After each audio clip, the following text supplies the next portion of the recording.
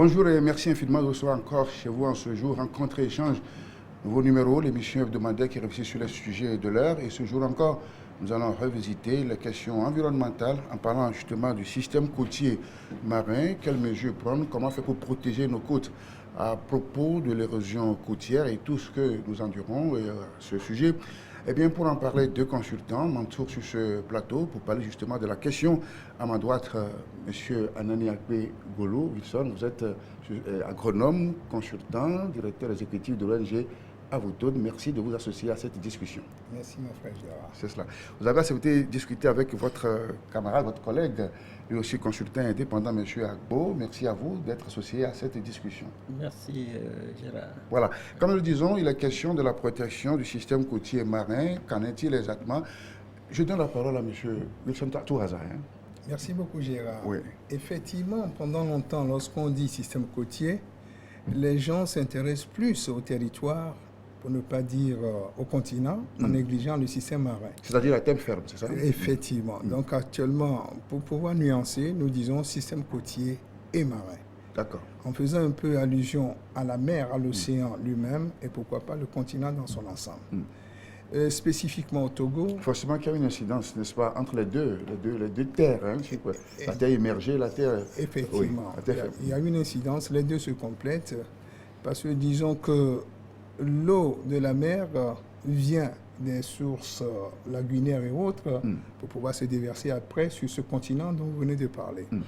Et dites-vous bien qu'il urge une protection, comme vous venez de le dire. C'est pour cela d'ailleurs que nous sommes là, pour sensibiliser pas seulement la population togolaise, parce que ce que nous sommes en train de faire se fait également sous douceur, afin que nous tous qui sommes riverains de ces systèmes, nous puissions l'entretenir comme cela se doit. C'est cela. Merci pour ce mot introductif. Monsieur Agbo, Oui. qu'avez-vous ajouté le système côtier marin? Oui, en fait, ce que je voudrais ajouter de façon spécifique, c'est que si nous prenons notre côte, il y a 3 éléments caractéristiques qui sont là. Le premier élément caractéristique, c'est la zone qui quitte la frontière Togo-Ghana jusqu'au niveau de l'hôtel Sarakawa. On constate que... Donc depuis Kodjoviakopé jusqu'au niveau de Sarakawa, jusqu'au niveau de Sarakawa, on sent que la côte n'est pas très dégradée. Ce n'est pas très dégradé. Mais lorsqu'on prend de LCT, c'est-à-dire la zone portuaire, jusqu'à Gbechogbe et au-delà, on constate que c'est des zones qui sont très, très, très dégradées et qui subissent aujourd'hui les effets de la montée de la mer. Et puis, il y a une troisième zone, la zone qui part de Kossi-Agbabi jusqu'à la frontière Togo-Bénin. Et cette zone aussi, c'est une zone qui subit les effets de l'érosion côtière. Mais cette zone-là... Je me rappelle, quand nous étions enfants, il y avait plein de cocotiers, population, n'est-ce pas, de cocotiers. Hein. Là-bas, aujourd'hui, tout est parti. Tout est parti. Tout est parti. C'est effectivement sous l'effet de l'érosion côtière. Et je crois que vous auriez constaté aussi qu'une bonne partie des habitations jusqu'à Anéro sont encore dans l'eau. C'est la montée des eaux, l'avancée, c'est quoi exactement? Oui, c'est l'avancée. C'est l'avancée. Il y a, enfin, selon les études d'aujourd'hui, on dit que la mer grignote 10 mètres chaque année sur la côte. Ça suppose que dans 10 ans, nous aurons 1 hectare avalé par la mer. Ça suppose que c'est un risque énorme. Nous devons prendre conscience et faire en sorte que cette avancée soit tout au moins amoindrie ou arrêtée. C'est ça. C'est ça. Et je crois que l'État togolais est en train de mettre en place un système pour arrêter un peu cette avancée de la mer en mettant des épis. Oui. C'est ça. Alors, cette avancée de la mer, M. Wilson, s'accompagne, n'est-ce pas, de la dégradation des espèces végétales, animales, n'est-ce pas, qui se trouvent en bordure et même au sein dans la mer. Et avant d'amorcer cette thématique dont vous venez de parler, sauf Gérard, que je fasse un peu un kick and back, en disant que cette montée a 2 grandes causes. C'est ça. Oui. Hein, vous le savez bien, la destruction de la couche d'ozone dont on fait souvent mention, qui nous conduit vers les changements climatiques, a des incidences sur le climat. Ce climat qui se chauffe au jour le jour, créant la fusion des glaciers dans certains milieux, je veux dire par exemple dans les zones tempérées. Donc cette fusion de la glace, vous le savez bien, quand il y a fusion, il y a montée toujours. Le prend plus de volume, c'est ce qui fait qu'il y a montée de la mer et qui avance sur le continent. Et la deuxième grande action, c'est les anciens anthropiques, que nous, les humains, le cas Togo, effectivement, le cas Togo, on doit faire un peu allusion au barrage de Nangoto qui bloque le sédiment qui se déverse dans la Volta, transité vers la mer et qui se partage sur la côte par les mouvements psalmodiques des vagues. Tout cela est arrêté aujourd'hui et nous subissons. Pourquoi pas. Voilà. En temps, il y a eu le problème de l'extraction du sable marin, qui aussi était l'une des causes citées. L'extraction du sable marin, je peux dire oui, mais il faut le coupler en même temps, il faut la coupler, de l'extraction du gravillon marin. Voilà.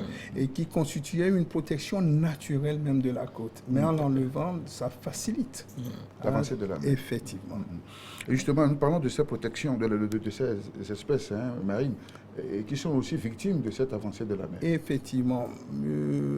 Parmi toutes ces espèces, nous faisons surtout un clin d'œil à la tortue marine, qui est très protégée par un de nos collègues, je vais nommer Agbozegué, l'ONG Agbozegué, avec mon frère Gabriel, dont je lui fais en même temps un coucou, Tout à fait. qui pendant des décennies s'est battu pour protéger alors cette espèce aquatique, semi-aquatique. Parce que on peut te demander quelle est leur importance, leur incidence sur l'écosystème de cette tortue marine. Effectivement, vous savez, touristiquement parlant, c'est des espèces qui sont très recherchées, appréciées par les touristes. Et au Togo, on les trouvait plus entre l'hôtel Sarakawa et la LCT. C'était là qu'on avait des embryons de mangrove. Et c'est là que ces animaux, ces espèces venaient pondre alors leurs œufs pour les faire éclore par la suite. Aujourd'hui, tous ces écosystèmes n'existant plus, donc comprenez les effets néfastes que cela pourrait avoir sur cette espèce semi-aquatique. Monsieur Agbo, en dehors des tortues marines, il y a les mangroves, leur importance dans l'équilibre de l'écosystème. Oui, en fait, parler des mangroves, c'est mettre en lien les mangroves et puis les tortues marines. C'est leur habitat. Oui, c'est leur habitat. Ça suppose que l'écosystème constitué par les mangroves constitue les lieux de ponte de ces tortues marines et d'autres espaces aquatiques également. Donc, les mangroves jouent un rôle de stabilisateur des œufs, donc de la production de la tortue, mais également des autres espèces, telles que les poissons. Et les œufs des poissons ne peuvent pas être dans l'eau qui est en mouvement, mais qui vont sur les zones qui sont stables. Et donc, c'est un élément important pour la reproduction de toutes les espèces aquatiques. C'est ça c'est un premier élément. Mais le deuxième élément, c'est que les mangroves jouent également un rôle important dans la stabilisation des berges et de la côte. C'est ça. C'est-à-dire que c'est des espèces qui ont la possibilité d'arrêter les effets des vagues aussi. Vous voyez? Vous ne pouvez pas l'imaginer à vue d'œil. Oui, vous ne pouvez pas l'imaginer, mais c'est ça.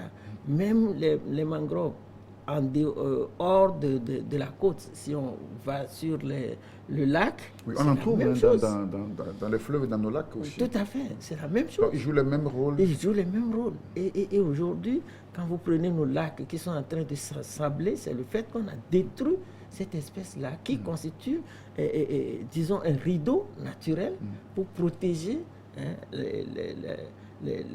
tout ce qui est détritus apporté par le ravinement de l'eau. Vous voyez. Donc c'est un système protectrice de la zone côtière. De la zone côtière. Vous voyez. Alors, dans votre écomusée, ça j'ai pas dit, dans votre écomusée, il y a une culture de ces mangroves-là. Est-ce que c'est à cet effet, est-ce qu'il est possible, n'est-ce pas, de les transporter, de les planter après dans ces eaux-là, ou bien c'est pas possible? Effectivement, toujours un clin d'œil. Dites-vous bien que pendant longtemps, on nous faisait croire que c'est des espèces qui peuvent que pousser dans des eaux salées. Spontanément, sans entretien, naturellement. Oui. Effectivement, si je prends le cas du Togo, l'ouverture permanente de l'embouchure a des effets très néfastes sur la multiplication naturelle aujourd'hui de ces espèces. Parce que les bourgeons tombant dans l'eau sont emportés par les eaux, ce qui fait qu'il n'y a plus un enracinement comme cela se faisait dans le temps. C'est ce qui nous a amené, depuis 1996, à mener des activités de reboisement, tel que vous venez de le dire. Et tantôt, reboisement des mangroves. Reboisement des mangroves. Comme vous venez de le dire, à l'écomusée, avant même l'écomusée, on a multiplié. On a multiplié beaucoup. Et c'est l'occasion pour moi de le dire à beaucoup de gens qui pensent que c'est naturellement que tous ces plants poussent à ACB, à Gokbame et autres. Non. C'est depuis 1996 que nous avons commencé par les reboiser. C'est ça. Et on continue. Nous nous sommes dit pour cette année-ci, nous avons au moins 300 000 plants de mangroves à reboiser. Sur quelle étendue d'espace? Et ça nous fait environ, je peux dire, 125 à 150 hectares. 150 hectares pour l'année, je veux dire 2021. Okay. Et c'est des espèces qui se reproduisent facilement sur n'importe quel terrain. Est-ce qu'il y a un problème de fertilité? Est-ce que c'est des plantes la fertilité, elle est secondaire, mais il faut de l'eau. C'est des plantes qui ne se multiplient que dans l'eau. Pendant longtemps, on le faisait de façon linéaire, juste sur les berges, en bordure. Mais une expérimentation cette année nous a conduit à le faire sur de grandes superficies qui ont donné des résultats, je dirais, super probants, au-delà vraiment de notre attendement. C'est cela. Et nous allons continuer pour voir ce que ça va donner. Beaucoup de courage. Merci. Alors, le diagnostic est là, on a connu les causes, on connaît les problèmes, d'où l'importance justement des mesures à prendre, n'est-ce pas, de protection, M. Abou? Exactement. Oui. Des mesures à prendre, comme le disait le collègue, les mesures à prendre, il y a des mesures de mise en place des espèces aquatiques qui sont en voie de disparition et qui constituent, comme je le disais tantôt, des rideaux naturels pour la protection des berges et des côtes. Et puis, en dehors de ça, aujourd'hui, il y a le gouvernement qui est en train de mettre en place un système d'épis. Enfin, les épis, en fait... Il y a une protection naturelle, mais aussi une protection que l'homme peut lui-même opérer. Oui, exactement. Parce que l'avancée de la mer a atteint un niveau que c'est juste à partir des actions d'aménagement qu'on peut arrêter ces effets-là. Donc, la mise en place des épis constitue également un système de réduction de l'avancée de la mer sur la côte. C'est ça. Maintenant, en dehors de ça, il faut quand même reconnaître qu'aujourd'hui, avec tout ce que nous appelons la décentralisation, il est important qu'on puisse mettre l'emphase sur la responsabilisation des populations riveraines, des populations locales. Ça, c'est fondamental. Et dans nos campagnes de sensibilisation, on met l'accent sur cet élément-là, parce que c'est ceux-là qui gèrent au quotidien et ces environnements-là qui doivent faire en sorte que l'environnement soit reconstitué et protégé. C'est ça. Voilà. Les mesures, vous avez un mot à ajouter là-dessus? Oui, au-delà de la protection, je n'allais pas dire du littoral, mais de la berge océanique, il faut parler également de la protection même des berges lagunaires. Parce que l'envasement ne permet plus le stockage de l'eau par les lagunes et les lacs. C'est ça. Donc il y a un déversement rapide qui se fait au niveau de l'océan. Vous venez de parler de la montée, donc il y a plus de montée. Donc il faut du dragage, il faut le reboisement de tous ces berges lagunaires pour que l'envasement, l'ensablement ne s'effectue pas régulièrement. Donc voilà également une des mesures de protection. Sensibiliser surtout la population pour qu'elle sache que les actions anthropiques qu'elle mène a des incidences très néfastes. Même la balade à la place les dimanches, ce que beaucoup ne savent pas, facilite, je dis bien facilite l'avancée de la mer. Ah bon? Ah oui. Et comment donc?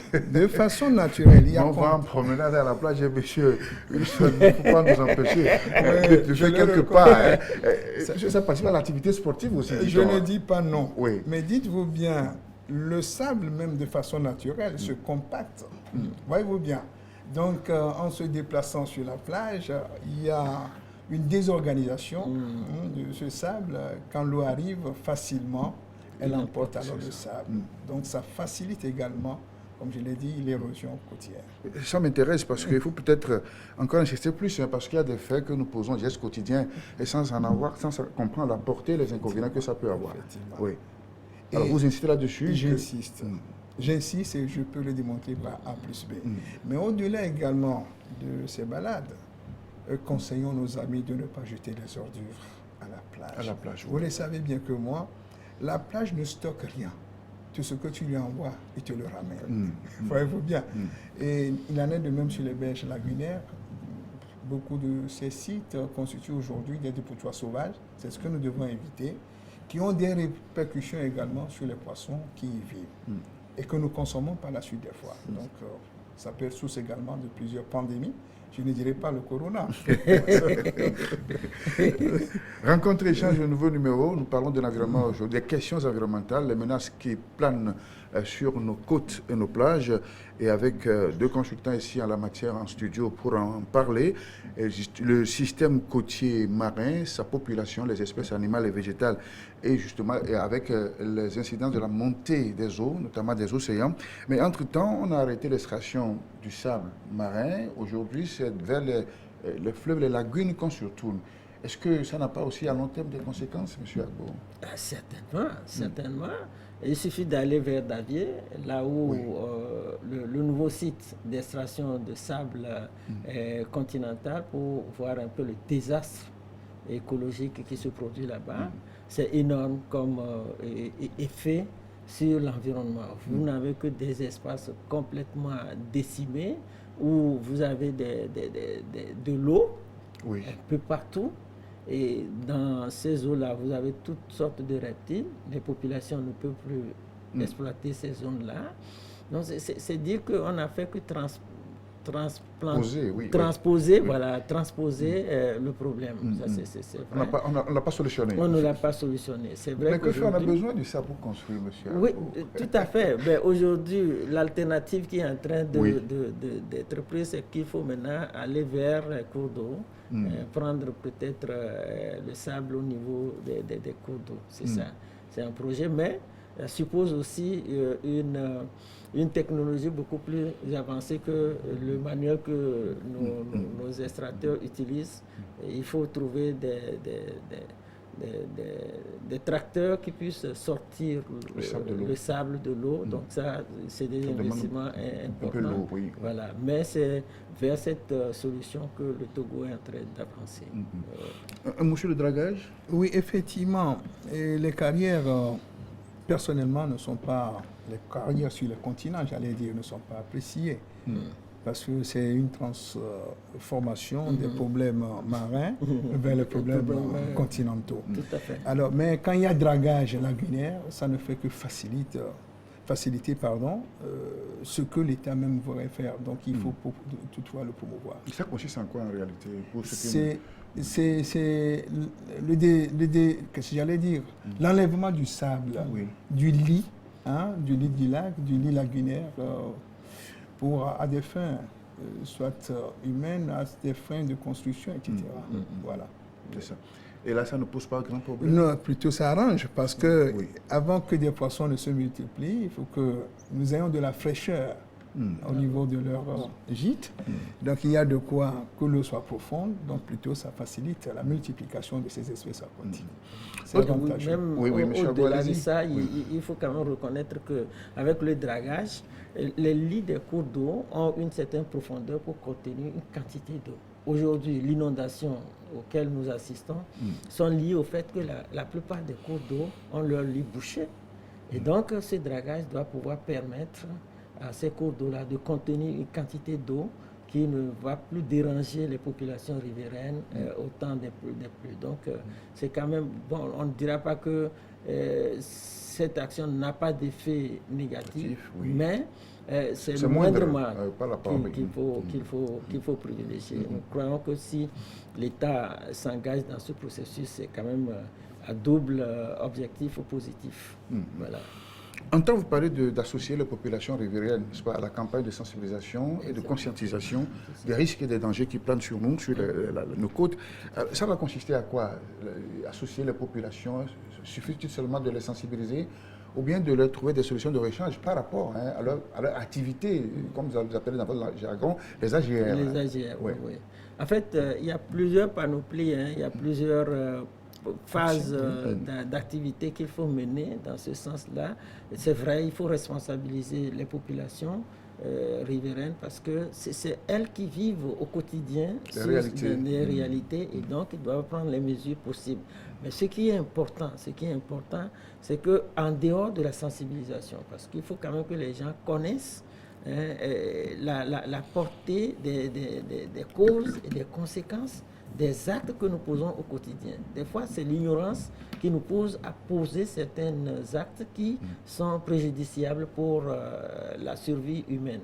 Et donc, ce travail-là est en train d'être fait et c'est dans ce cadre même que Avotoda a été mandaté pour travailler sur la zone 3, dont je viens de parler tout à l'heure. Il y a une zone 2 qui est occupée par la Croix-Rouge. Oui. La Croix-Rouge aussi est en train de faire la sensibilisation et puis une troisième ONG qui a pris la zone 1 qui travaille également sur les mêmes thématiques. Mais ce qui est important, ce n'est pas seulement d'informer les gens, mais c'est de les amener à prendre conscience et à s'engager pour faire quelque chose, pour améliorer, répondre résoudre les problèmes, du moins à la taille de leurs moyens. C'est vrai qu'il y a certains problèmes que les communautés riveraines ne peuvent pas régler, mais ce qui est à la portée des communautés, il faut quand même qu'ils arrivent à les régler. Et donc, au niveau également des AGR, comme vous le dites, et c'est vrai que l'une des activités... génératrices de revenus, il faut préciser ça. Voilà. L'une des activités génératrices de revenus qui était quand même l'activité phare dans cette zone-là, c'est le maraîchage. C'était le maraîchage. Mais qui se poursuit toujours, non? Ça se poursuit, mais je vous assure qu'il faut seulement aborder ces gens-là pour voir que cette activité n'est plus rentable comme elle l'était avant. C'est ça. Parce qu'il y a plusieurs paramètres aujourd'hui qui rentrent en jeu et qui font que cette activité n'est plus rentable. L'une de ces paramètres, c'est l'utilisation excessive des pesticides et tout à fait. des insecticides. Directeur exécutif à Avotoda, votre zone de protection. Oui, effectivement, nuançons un tout petit peu. Oui. Nous avons plusieurs étapes. Il y a plusieurs phases, dirais-je. Dans le temps, ce n'était pas le maraîchage, c'était l'extraction du sable et du gravier. Nous les avons reconvertis maintenant au maraîchage. Mais disons, est-ce qu'ils rentabilisent leur activité? Vous le savez bien que moi, surtout dans ma ville, à Neho, des gens vont faire des prêts, ils produisent de la tomate, à peine ils ont le tiers du prêt. Surtout quand la saison n'est pas bonne. Oui. Donc, ce qui veut dire qu'il faut un renforcement des capacités. Exact. Je dis bien, le renforcement des capacités urge. Au lieu de l'AGR porteuse, à laquelle nous les amenons à souscrire, il faut maintenant renforcer leurs capacités pour la rentabilisation de leur activité. J'ai donné un exemple concret. C'est vrai, vous m'avez présenté tout de suite ingénieur agronome. Moi, ingénieur agronome que je suis, je n'utilise jamais de l'engrais. Il y a des solutions. Ça, c'est bien ça. Je n'utilise jamais de l'engrais. Oui. Et comme on le dit chez nous, sinon, nous, on peut enseigner à nos frères d'autres alternatives. Je donne un exemple. Enseignons quand même. Oui. Moi, si tu me donnes un sac vide d'engrais, un sac seulement, je veux le sac de jus d'engrais, donne-moi également ce sac rempli de fesses de vaches en lactation. Je dis bien en lactation. Donne-moi également des coquilles des coquilles d'œufs de poule en quantité. Et donne-moi un peu de la silice. Avec ce sac, je peux te donner de l'engrais pour 10 hectares. Parce que je vais fabriquer du ferment qui va se multiplier. De l'engrais bio, je dis bien bio. Oui. Je dis bien bio parce que vous venez de citer l'écomusée. À l'écomusée, nous, tout est production bio. Et c'est un centre de formation en principe pour pouvoir renforcer les capacités de ces maraîchers. Mais au-delà de cela, le compost, comme nous le faisons avec le SPANC, à Neho, où nous sommes en train de faire un tri en séparant maintenant la matière organique, transformée en compost, ça peut également servir à l'enrichissement. Parce qu'un agronome n'a jamais un sol, comment dirais-je, non rentable. On peut toutefois l'améliorer. Mais au-delà de cela, de ce que nous venons de dire, le traitement des produits, le traitement des produits maraîchers, nous utilisons trop de produits chimiques, ce qui n'est pas également conseillé. Ça dégrade nous-mêmes notre santé sans que nous le sachions. C'est ça. Et nous faisons également des efforts là-dessus pour que nous utilisons également ces produits bio. C'est ça. Hein, je prends le cas des feuilles de Nîmes. Les graines de Nîmes sont également des produits de traitement.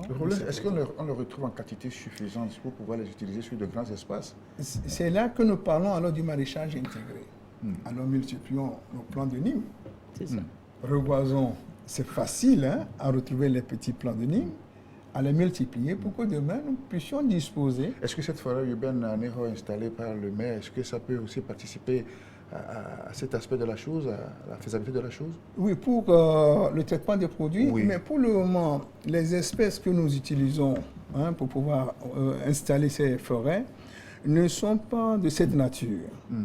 Là, nous luttons plus pour la valorisation culturelle et également la promotion du tourisme. Mais à notre niveau, nous avons assez de légumineuses. Je prends le mukuna, je prends le leucena, je prends le Cajanis cajan, le clu comme on l'appelle dans notre langue. C'est des plants à cette vocation-là, de restauration du sol de façon naturelle et bio. Mais ça donne un peu de travail, c'est ce qui fait que beaucoup ne souscrivent pas à ce système, à cette pratique. Voilà. Et que faire pour les mobiliser, les sensibiliser, puisque ça fait partie de vos attributions à l'ONG, à Vautour? Effectivement, nous continuons toujours. Vous savez que la répétition c'est pédagogique. Effectivement. Donc nous allons continuer et en toute honnêteté, avec le maire d'Anéro, nous sommes en train de faire des réflexions pour voir comment amener plus cette population à s'y donner à une telle pratique. C'est cela. La question de la reconstruction des galeries forestières, quelle est sa portée? Ça consiste à quoi en réalité? En fait, quand vous regardez de près tous les cours d'eau, que ce soit ici au Togo ou dans les autres pays, sont bordés toujours d'arbres, naturellement. Ils sont une forte population marine d'arbres, d'espèces végétales et animales au fond de l'océan. Tout à fait. Mais tout à fait. Il y a toute une forte population au niveau marin et au niveau lagunaire aussi. Alors, quelle est sa portée? D'abord, pourquoi naturellement Dieu, en créant l'espace là, a bordé les cours d'eau de ces arbres-là? C'est justement parce que c'est un élément protecteur contre tout le rayonnement solaire, mais également un élément protecteur pour l'envasement des lits de ces cours d'eau-là. Donc, à partir du moment où on a décimé ce rideau vert, ce rideau naturel de protection, c'est qu'on a exposé ces cours d'eau-là qui constituent pour nous une richesse. Je ne sais pas. Aujourd'hui, on ne peut pas faire l'agriculture sans eau. Bon, l'agronome est là pour nous confirmer ou nous démentir. Mais l'eau, c'est un élément important pour la vie et pour la production. On ne peut pas s'en passer. Et donc, la protection, le système de protection qui est mis naturellement a été décimé. Et aujourd'hui, prenant conscience du fait que sans ce rideau naturel, les cours d'eau vont disparaître, il y a des efforts qui se font pour reconstituer ce couvert végétal-là tout au long des cours d'eau. Et c'est justement ce que Avoto est en train de faire dans le Grand Lac, s'il faut le dire. Ce n'est pas seulement à Néro, vous allez jusqu'à Boko, vous voyez les réalisations qui sont là. Donc c'est dire que les forêts-galeries sont importantes pour la protection, mais également pour limiter l'ensablement des cours d'eau. Mais au-delà de ça, on l'a dit tantôt, la reproduction des espèces aquatiques nécessite fortement la présence des forêts-galeries. Parce que, comme il a dit, ces espaces-là ne se reproduisent que dans de l'eau douce à une température donnée. Mais lorsqu'on expose l'eau au rayonnement solaire, la température de l'eau augmente. Nous, on a fait un travail, ça fait 2-3 ans, avec les pêcheurs de Togoville. Ils nous ont dit qu'ils n'ont même plus de crabes. J'ai dit, mais pourquoi? Et donc, dans la réflexion, ils se sont rendus compte que l'eau s'échauffe plus qu'avant. Et donc, du coup, la reproduction de ces espèces-là est en train d'être ralentie. Et donc, du coup, la production halieutique n'est plus de mise dans ces zones-là. Vous voyez un peu ça, et ça a des répercussions sur le revenu de la population. C'est les ménages qui en pâtissent, c'est la pauvreté qui pointe à l'horizon. Donc, vous voyez un peu, c'est un peu une chaîne. Et donc, il nous faut gérer au mieux, de façon rationnelle, ces ressources-là pour protéger notre environnement, mais également pour protéger nos sources de revenus. Merci bien. Alors, pour la galerie forestière, est-ce qu'il y a des espèces indiquées pour reconstituer cela, ou bien tout arbre, toute plante, toute espèce végétale peut faire l'affaire? Avant d'arriver à ces espèces en question, j'aimerais faire un petit ajout. Oui. Vous savez, c'est dans cette galerie que se maintient la chaîne trophique. C'est-à-dire? Qui sous-entend que le plus fort consomme celui qui est en dessous de lui, et jusqu'à la fin, le plus faible également se nourrit alors des micro-organismes. C'est ce qui fait que nous disons souvent que là où il y a le crocodile, il y a les poissons. Parce que le crocodile, en passant, porte des levures, des bactéries sur son corps, dont se nourrissent les poissons. Voyez-vous bien. Et c'est en dessous, c'est dans ces galeries forestières que cette chaîne trophique se maintient. Donc il faut forcément la maintenir ou bien la reconstituer. Alors en matière d'espèces, tout dépend du milieu auquel on appartient. C'est ça. Mais au niveau de la zone côtière, c'est les palétuviers. Les palétuviers. La mangrove. La mangrove, c'est un écosystème, par erreur de langage, et les gens disent les mangroves. En principe, non. C'est la mangrove parce que c'est un écosystème. Et chez nous n'avons que 2 espèces. Nous avons le Rhizophora qui envoie les racines des chassiers, et puis la Vicinia à gros tronc. Les Rhizophora, c'est pour faire le bois, et la Vicinia, c'est pour les bois dehors. Voyez-vous bien. Et ceux qui sont un peu âgés, vous vous souvenez bien, au niveau des chemins de fer, c'était les bois qui reliaient en principe les chemins à l'époque. Et ces bois, c'était des bois de mangrove. Et un petit ajout, la fois passée au niveau des Zébé, lorsqu'on faisait le petit point, les gens disaient on a consommé l'argent, on a fait ceci. Non, c'est parce qu'en dessous du béton que les Allemands avaient installé, on a retrouvé des plants de mangrove qui facilitaient ou bien créaient le ressort, l'élasticité au niveau du pont, laisse que les gros camions passaient. C'est pas un fil de fer? Non. C'est pas un fil de fer, c'est avec ce bois. Et c'est la pression. Ceux qui ont fait un peu l'optique peuvent toutefois le comprendre, c'est la pression. Et ce bois qui a fait peut-être des centaines d'années, le pont, l'ancien pont de Zébé, est toujours en bon état. Et actuellement, c'est chez moi l'écomusée, parce que moi je m'en sers pour pouvoir faire des témoignages. Ok, tout à fait, pour ces précisions. Alors, la zone côtière, définissons-la. Et il faut peut-être arriver là-dessus, parce que la population peut-être ne connaissent pas l'endroit où il y a plus de menaces. Alors, vous l'avez délimité. Vous pouvez repréciser, peut-être pour ceux qui nous ont pris au vol. C'est ça. Non, je peux toujours repréciser que lorsque nous prenons la frontière, de la frontière du Ghana à la frontière du Bénin, lorsqu'on observe très bien notre côte, il y a 3 éléments spécifiques qu'il faut mettre en exergue. Le premier élément spécifique, c'est que le phénomène de l'érosion est moins ressenti dans la première zone, la zone qui part de la frontière du Ghana jusqu'au niveau de l'hôtel Sarakawa. Ce n'est pas très sensible. L'effet n'est pas nul, mais ce n'est pas trop sensible comme ce qui se fait voir au niveau de la zone 2. La zone 2, quand vous prenez par exemple on a souvent évoqué le port en eau profonde de Lomé. C'est ça qui fait que ces zones sont plus sécurisées et que le reste est déversé sur la chute, n'est-ce pas, du territoire côtier. Oui, il y a effectivement les travaux d'aménagement comme la zone portuaire en construction qui ont accéléré le phénomène. C'est ça. Parce que naturellement, il y a quand même des avancées qui sont là, qui sont d'ordre naturel. Mais les aménagements qui se font, vous voyez aujourd'hui que ces zones-là, c'est les zones qui accueillent le plus de petites unités de transformation. Donc, du coup, c'est une zone qui est pratiquement saturée. Et donc, il y a une pression.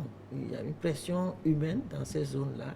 Et donc, qui explique l'avancée beaucoup plus ressentie de la mer dans cette portion de terre. Voilà. Et la troisième zone, elle est aussi très dégradée, mais ce qui la caractérise, c'est qu'il y a des actions d'aménagement qui sont en train d'être faites. Et que ce soit du côté de la mer ou que ce soit du côté lagunaire, avec les actions, les interventions d'Avoto dans matière de reboisement des mangroves, on sent quand même qu'il y a un effet stabilisateur qui est en train de se mettre en place, qui réduit l'évolution ou l'avancée plus rapide de la mer sur la côte. Voilà. Donc, il y a les travaux. Hein. Oui, non, au-delà même de la... Parce qu'il a positionné la zone côtière dans sa longueur. Oui, c'est ça. Dans sa Okay. largeur. Oui, la zone ZEE, comme on l'appelle économiquement exclusive, qui va un peu dans la mer, donc il faut 70 km de cette zone-là sur le continent. Et la limite au niveau du Togo, vers l'est, situons-le vers Yoto, vers Tabligo, et vers, plutôt vers l'est, c'est Yoto, vers l'ouest, c'est Québec. C'est ça. Donc c'est ça la limite de la zone côtière chez nous, au Togo. Donc quand nous parlons... Est-ce que ça veut dire que ces zones sont concernées, touchées par ces effets dont on parle? Effectivement, très touchées, parce que l'eau vient de ces milieux. Avant de se déverser, je parle des cours d'eau, avant de se déverser au niveau de la mer. Donc, ce n'est pas seulement au niveau des berges océaniques que nous aurons à faire une protection. C'est ça, parce que souvent, on le limite à cela. Hein. C'est ce que les profanes croient. C'est ça. Alors, c'est pourquoi quand nous parlons du littoral, tout le monde pense que c'est la plage. Non, nous ne parlons pas de la plage. Nous parlons d'une grande superficie, une grande surface de terre. Jusqu'à 70 km de l'intérieur. 70 km. C'est une question d'école. Mais je me souviens bien, c'est dans mon bureau à Togoville, qu'il y avait au-delà, c'était 13 pays à l'époque, nous avions défini la zone côtière au Togo, à Togoville à l'époque, dans les années encore 96. C'est ça. Les fautes pluies, les fautes d'inondation que l'on constate actuellement ces derniers temps, ces intempéries-là, est-ce que c'est de nature à agir positivement ou négativement sur l'ensemble de ces menaces dont on parle? Non. Moi, je dirais positivement. Peut-être les gens auront peur de l'inondation. Mais vous allez constater que les fautes pluies ne se font pas sentir à tous les niveaux. Moi, je l'ai remarqué, peut-être la météo peut le témoigner, il y a eu plus de pluie, rien qu'autour d'Aného, que dans les autres milieux. C'est tout dernièrement que les pluies ont commencé à Vévé, c'est tout dernièrement que les pluies ont commencé à Vaughan, et que sais-je encore. Mais à Aného, presque tous les jours, il pleut. Il y a 8 jours, il y avait de fortes pluies à Aného. C'est ça, les impacts alors du reboisement. Ça commence déjà par donner des résultats.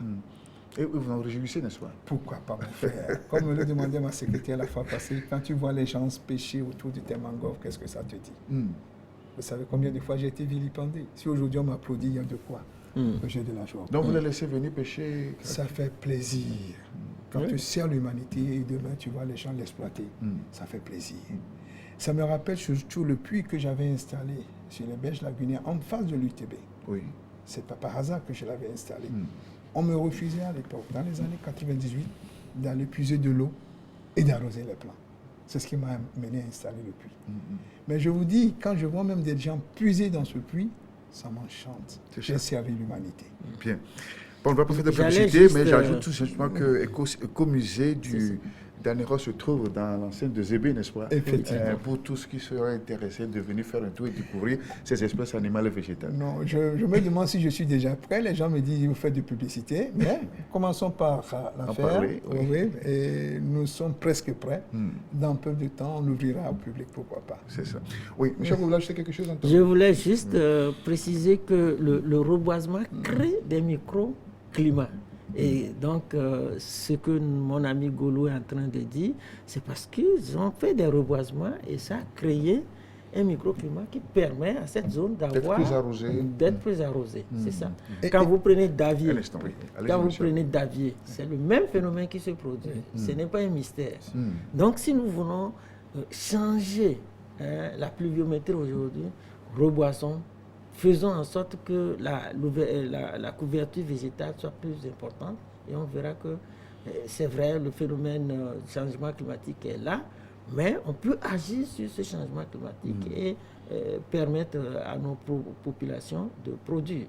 C'est ça, c'est juste un élément. Non, j'aimerais ajouter, parce que le reboisement de l'écomusée, autour de l'écomusée, a donné de grands impacts. Ça, je vous dis la vérité. Aujourd'hui, il pleut à Zébé, il ne pleut même pas à Yesubito. Il pleut à Zébé, il ne pleut même pas à Bita. Donc, c'est ce microclimat dont il vient de parler. Allez. Alors, on demandait également la participation, la contribution de la base. Il ne faut pas qu'elle soit seulement physique, qu'elle soit également morale. C'est ça. Voyez-vous bien, Oui. des professionnels comme nous, quand nous démarrons, comme je l'ai dit, on est vilipendés. Si tu n'as pas le cœur, tu n'as pas le courage, tu ne peux pas continuer. Hein? Des lettres par ici, des lettres par là, on t'attaque par ici. Mais si on ne persévérait pas, je ne pense pas qu'on aura ces mangos, je ne pense pas qu'on aura tout ce reboisement aujourd'hui. Donc faisons un effort pour demander à la population plutôt de nous soutenir dans ces efforts que nous effectuons. Revenons donc à la proposition du système côtier marin. Qu'est-ce que l'État fait concrètement pour vous accompagner, vous qui êtes consultant expert de la chose sur le terrain? Est-ce qu'il y a justement un programme du gouvernement devant vous accompagner dans votre mission? Je vais juste aborder, je crois que Wilson est mieux habilité à aller dans les détails. Oui. Mais je dois dire quand même que l'État est en train de faire des efforts énormes.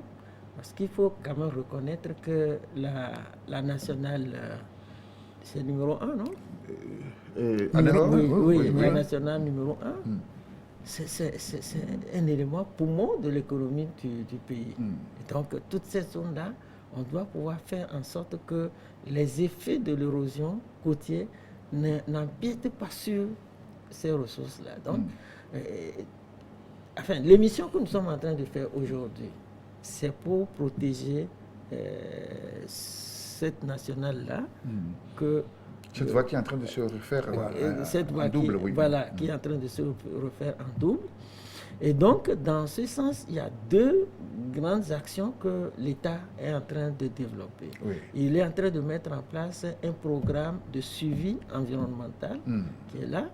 Mais ce qui est plus important, c'est qu'il est en train de mettre en place un système d'alerte précoce. Okay. Un système d'alerte précoce pour permettre aux populations riveraines de ne pas être victimes de façon accidentelle aux différentes aléas, que ce soit la montée des vagues, que ce soit l'inondation.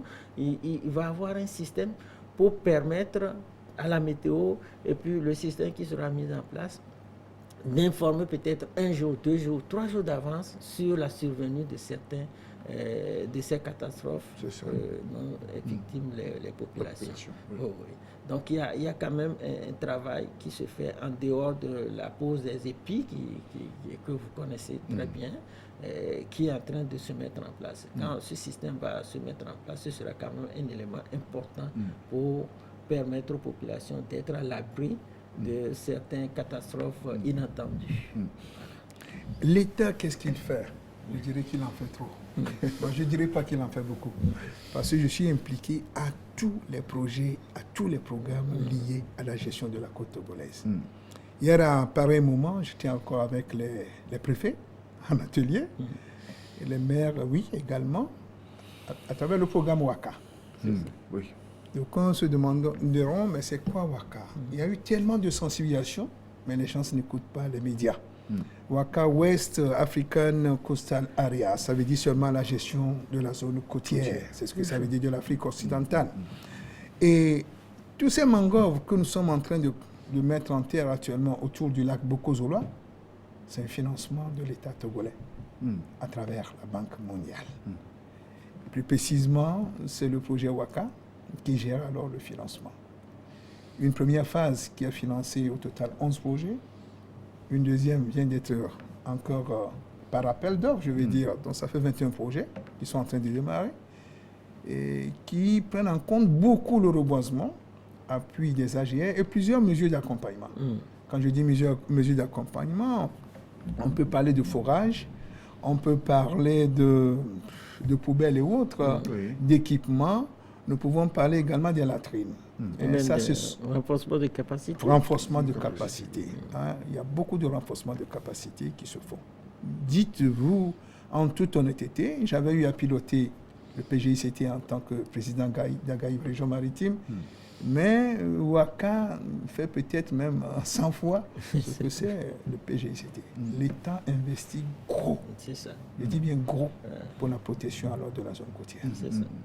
C'est une occasion pour nous de lui témoigner, pourquoi pas, toute sa gratitude. Tout à fait. Ce qui est bien, c'est bien. Il ne faut pas hésiter à le dire. Alors, la zone côtière, on l'avait délimitée. Il faut donc mettre à profit les populations. Et il y a la nouvelle route qui est en train, pas la nouvelle, en tout cas, la route qui est en train d'être réfectionnée. Et il faut donc protéger cette route, n'est-ce pas? Exact. Et c'est ça le projet en réalité. Oui, c'est ça. C'est un des projets. C'est un des projets. Parce que Ouaka également protège. Je pense que j'avais entendu que le consultant le dise, parce que c'est le ministère des Travaux publics, en principe, qui pilote ce projet. Et qui a commis le groupement de cabinets SECDE et puis Berali, que lui il représente, et c'est eux qui nous ont commis encore pour la phase de sensibilisation. L'ONG Avotot que moi je représente. Il a déjà dit plusieurs fois dans son exposé. Voyez-vous bien. Donc, Ouaka protège, SECDE et autres à travers le ministère protège, et il y a plusieurs autres actions. Je prends également Ouakafem, ça c'est directement collé à Dakar, où nous avons la zone de Godjomé à Godranfort. On aura également déposé des épis, mais on va appuyer beaucoup les femmes, les faux chocots, les femmes fumeuses de poissons et autres, les AGR des femmes, le reboisement.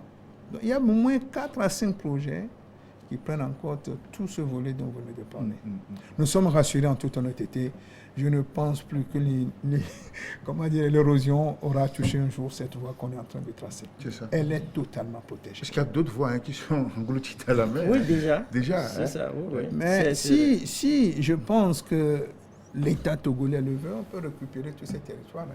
Ah bon? Oui, c'est facile à récupérer. Alors, je dépose des digues. Il y a sédimentation de ce côté. Je m'arrête à ce niveau. Quand c'est plein, je suis en train de l'expliquer à la population, parce que quand on l'avait fait en Europe, vous allez remarquer que de ce côté, la mer a avancé lorsque ceci se remplissait. C'est normal. La vasée l'a dit, rien ne se perd, rien ne se crée. Il n'y a que transformation. Donc, ce qui veut dire que si il y a sédimentation jusqu'à ce niveau, si je veux gagner encore en territoire, il me suffit seulement de déposer encore de granit. Donc, le territoire va avancer. Mais pourquoi nous faisons maintenant des actions concertées? D'accord, oui, allez-y. Il faut des actions concertées parce qu'au départ, chaque pays menait sa lutte. Et quand moi je protège, je vais gêner l'autre. L'autre, c'est ça. Alors maintenant, c'est des actions concertées. Et dans le cas de Ouaka, c'est surtout Ouakafem, c'est 3 pays qui sont en expérimentation. Je veux nommer le Sénégal, le Togo et le Bénin.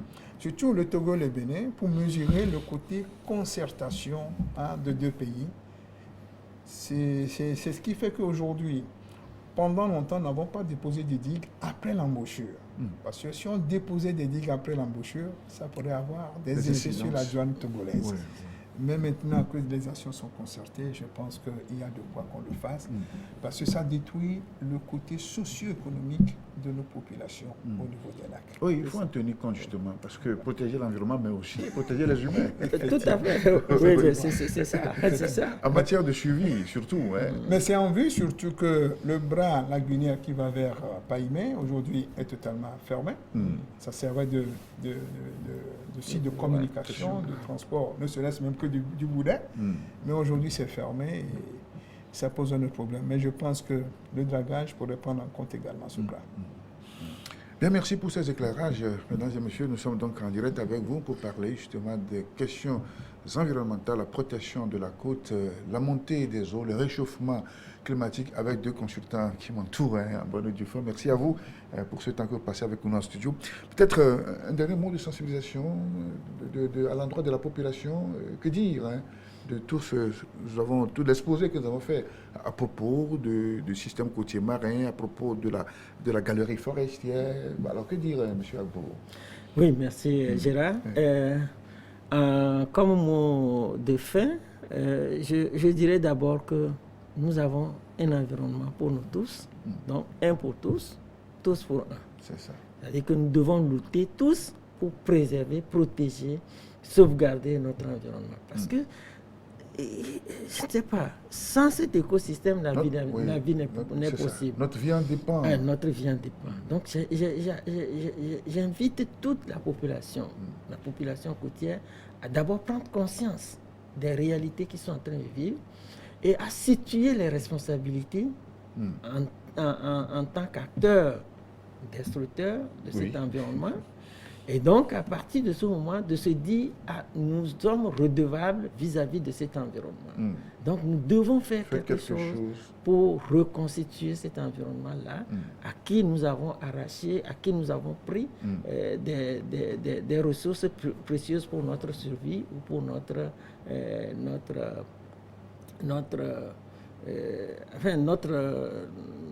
survie ou notre sécurité même. Voilà, c'est ça. Donc, il est important que toutes les communautés puissent s'engager dans cette lutte-là. Il y a des sensibilisations qui se font. Ça, c'est des mots, c'est des phrases qui vont passer. Mais il faut quand même que dans nos comportements, il y ait un changement, qu'on puisse comprendre aujourd'hui que nous sommes les gestionnaires de cet environnement-là. Nous avons la responsabilité de sauvegarder cet environnement, de protéger cet environnement pour notre survie. Sans cet environnement, notre survie sera hypothéquée. J'interpelle toutes les communautés, tous les villages qui sont dans la zone couverte par la campagne, de prendre au sérieux les informations qui sont présentées à ces populations-là. C'est très important. Merci à vous. Votre appel sera entendu, et déjà entendu. Merci. Oui. Monsieur Golo Anani Akpebi. Merci Gérard. J'aurais péché si je ne disais pas merci à la RTDS. Merci à vous. Qui nous a offert ce cadre. Je dis également merci à l'État togolais, représenté par son gouvernement, plus haute sommité. Merci et félicitations d'avoir osé mettre sur pied ce grand programme, ces différents programmes Waka et autres que je connais, d'avoir osé et ont mis à la disposition de la population les moyens adéquats. Je dis bien adéquats pour pouvoir mener à bien une telle activité. Si les moyens sont là, qu'est-ce qui nous appartient à faire? C'est de nous organiser, de nous mettre au travail. Nous invitons d'abord la population, au-delà de la conscientisation, de se mettre au travail.